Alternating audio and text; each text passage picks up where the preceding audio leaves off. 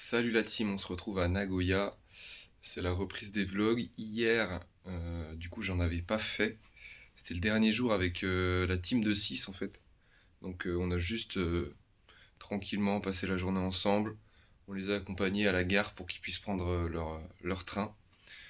Et on est allé du coup jusqu'à Nagoya. C'était un peu galère. Mais là, c'est bon, on est bien arrivé dans le logement. Bon, je vous montre pas un peu le sol parce que c'est vraiment le bordel.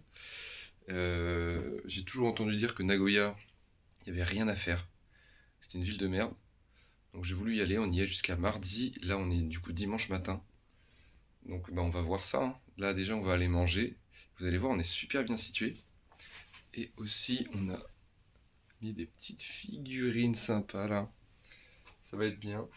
Bref voilà, on va explorer tout ça, manger, et puis je vais essayer de tout vloguer comme d'hab.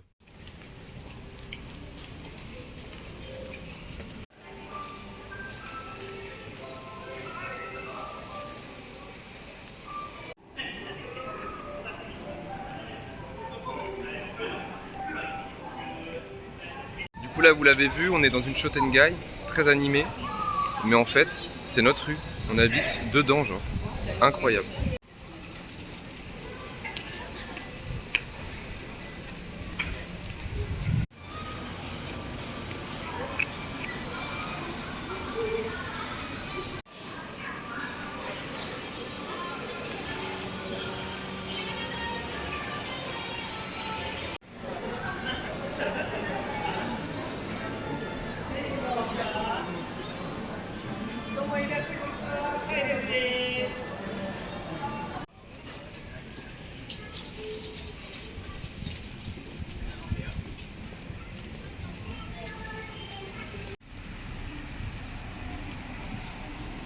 Du coup là le quartier qu'on a vu la team, c'est le quartier d'Osu. Et du coup bah, c'est là où on est logé. Et c'est l'endroit qui bouge le plus de la ville. Donc en fait je crois qu'on a déjà fait le tour.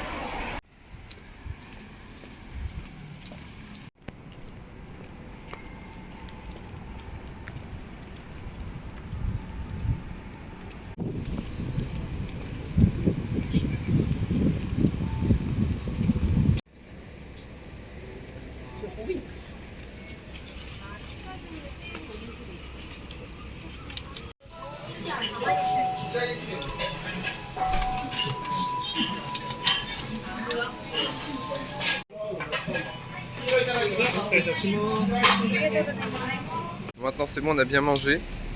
Donc ce qu'on va faire, c'est qu'on va aller jusqu'au château de Nagoya. Et sur le chemin, explorer la ville et voir les petits temples. Comme ça on va voir ce que la ville nous réserve. Comme vous l'avez compris, nous sommes à la ville de Nagoya. Donc Nagoya, c'est la troisième ville du Japon par sa superficie, mais c'est la quatrième par la population. Donc en premier, du coup, il y a Tokyo. Ensuite, c'est Yokohama. En même temps, c'est collé à Tokyo, hein, c'est un peu le prolongement de la ville. Ensuite, Osaka. Et enfin, du coup, Nagoya, quoi. Voilà. Donc c'est un petit peu, on va dire, entre Kyoto et Tokyo, c'est un petit peu la ville au milieu. Beaucoup d'habitants en fait de Nagoya travaillent finalement à Tokyo par le Shinkansen. Du coup, ça leur permet de rejoindre la ville assez simplement. C'est pas tant loin, c'est pas si loin que ça en fait finalement par le Shinkansen. Donc l'agglomération de Nagoya, elle compte environ 9 millions d'habitants. Voilà. Sur l'histoire de la ville, en fait, Nagoya, de base, c'était une ville avec un port industriel, hein, le premier du Japon, et la ville s'est développée autour de ça dans un premier temps. Comme je l'ai dit plus tôt, la ville est plutôt grande, hein, elle est découpée en 16 arrondissements, mais c'est une ville qui est réputée pour être ennuyeuse, quoi. Juste résidentielle. C'est une grande ville, mais c'est pas comme Tokyo, où c'est une ville un peu magique, avec beaucoup de choses différentes, une mode à part entière, enfin voilà, une ville touristique, quoi, on va dire. Nagoya n'est pas comme ça, en fait. Mais dans l'idée des gens, c'est ça, voilà. Mais ce que je voulais, c'est aller dans cette ville et essayer de faire des choses, quoi, de démonter un petit peu cette idée reçue. Pourquoi on dit que Nagoya, c'est une ville claquée, quoi? Qu'est-ce qui se passe? Est-ce que vraiment c'est résidentiel? Est-ce qu'il y a vraiment rien à faire? Est-ce que c'est moche? Vous allez voir que c'est plus compliqué que ça. La ville en elle-même, c'est oui, une ville, oui, résidentielle, mais il y a des temples aussi, il y a des sanctuaires aussi, il y a des parcs d'attractions, Il y a des shotengai, il y a des parcs, il y a beaucoup de choses. En fait, c'est Tokyo en plus petit, quoi. C'est pas comme vous le pensez sûrement, tout noir ou tout blanc. C'est plus gris, quoi, les choses. Donc voilà, Nagoya. Forcément, en premier abord, si on y va comme ça, sans renseignement, juste on se balade, bah forcément, oui. Et bah ça fait quartier, quoi, quartier résidentiel. C'est pas vraiment ce à quoi on s'attend en allant au Japon. Après, ça reste tout de même une ville à l'architecture japonais, hein. Donc il n'y a pas non plus une énorme différence avec Tokyo. Mais du coup, si jamais vous allez par exemple juste à Nagoya et que vous venez de France, là vous serez dépaysé, quoi. C'est sûr que forcément, quand on vient de Tokyo, la ville paraît moins cool, moins fun.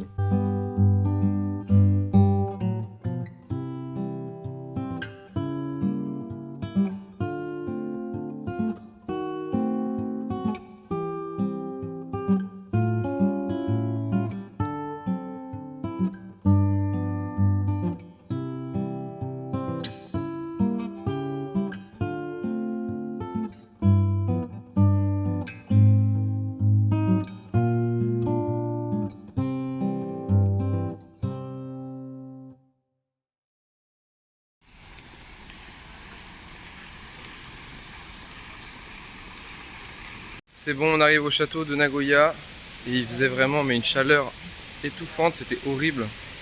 Là il faisait genre, je sais pas, 35, mais ça y est, on arrive, c'est bon.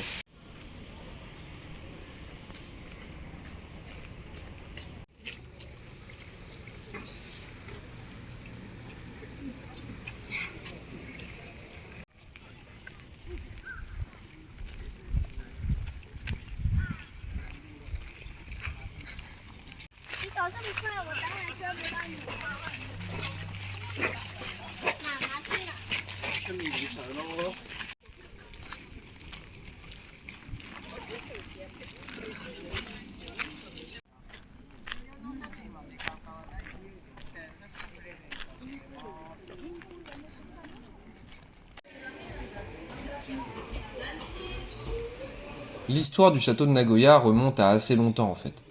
Donc c'est en 1518 qu'un homme se nommant Ujichika Imagawa, donc daimyo, donc un seigneur en fait on va dire, d'un clan, voilà, se rendit dans cette province, la province de Nagoya aujourd'hui, hein, voilà, et il y fit construire une forteresse en 1525. Voilà, donc ça commence à dater.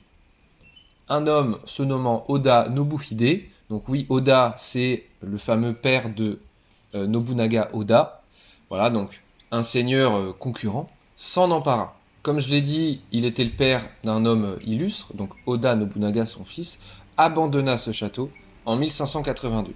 Donc le château est populaire car voilà, il était sous la période où Oda Nobunaga vivait. Bref, je ne vais pas m'étaler dessus 1000 ans, mais vous l'avez compris, c'est un château chargé d'histoire, suite à des batailles, des pertes, voilà, des mouvements un petit peu historiques comme ça. Le château a été habité par des personnalités différentes, hein, personnalités historiques différentes. Le shogun y est passé, voilà, c'est devenu une place forte. Bref, c'est un très très long périple qui vous attend si vous essayez de vous renseigner sur ce château. Mais au cours de l'époque Edo, donc de 1603 à 1868, hein, cette époque-là, le château était le centre de l'une des plus importantes villes possédant un château et l'une des principales étapes le long de la route Minoji qui reliait la Tokaido à la Nakasendo.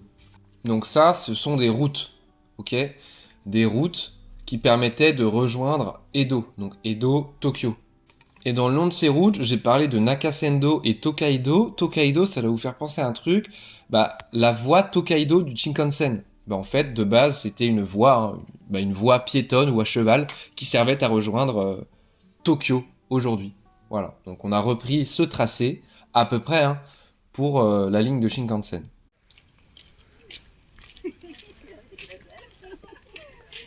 Bon, c'est bon, on a fait un petit peu le château.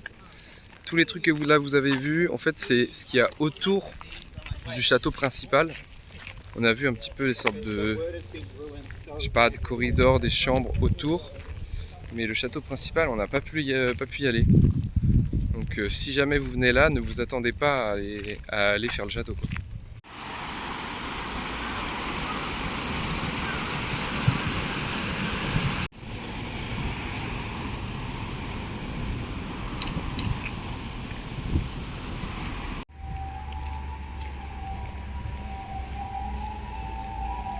Bon, du coup là on continue de se balader dans la ville.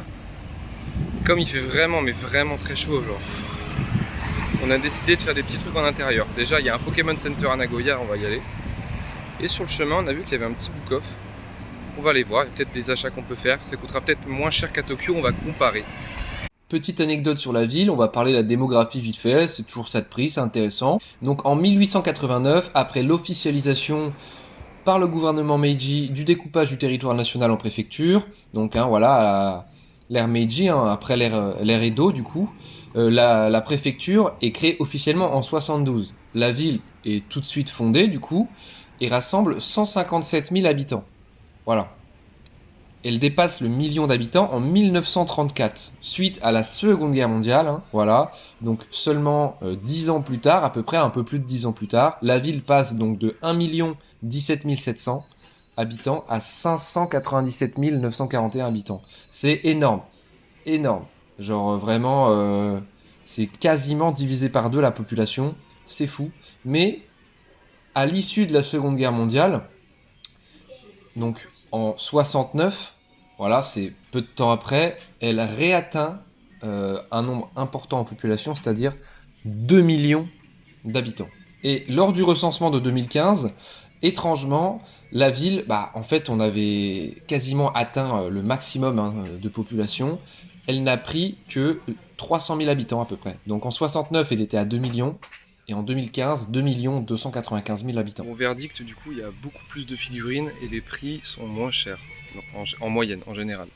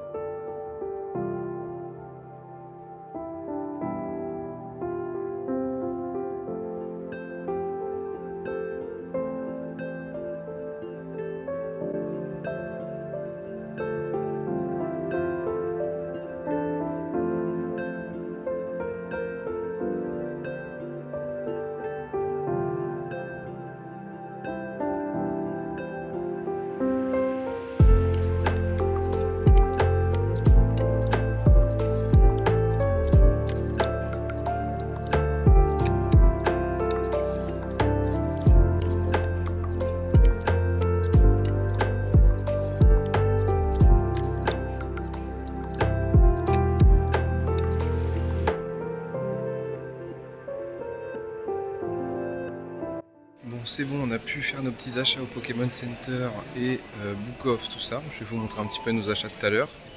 Là, je suis rentré vite fait pour me poser. Et là, je vais essayer d'acheter un peu d'eau dans un supermarché. Et ensuite, on cherchera un resto ce soir.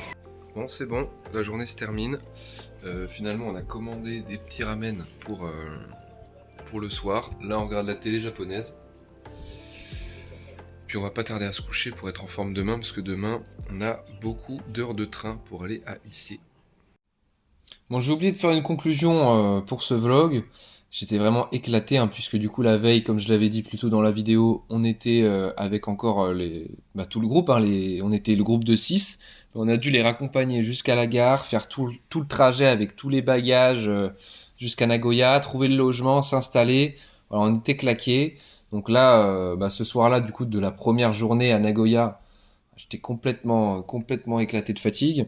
Mais du coup, oui, le lendemain, en fait, j'ai dit qu'on allait à Issei. Mais quand on s'est rendu compte de la longueur du trajet, on s'est dit peut-être qu'il vaut mieux essayer de ratisser la ville un maximum avec du coup moins de temps, du coup plus de repos, plutôt que de faire genre 6 heures de train, parce que du coup 3 heures aller, 3 heures retour limite, pour voir, on voulait aller à Issei pour voir un petit peu la nature, mais il y avait un temple, un sanctuaire précis qu'on voulait aller voir.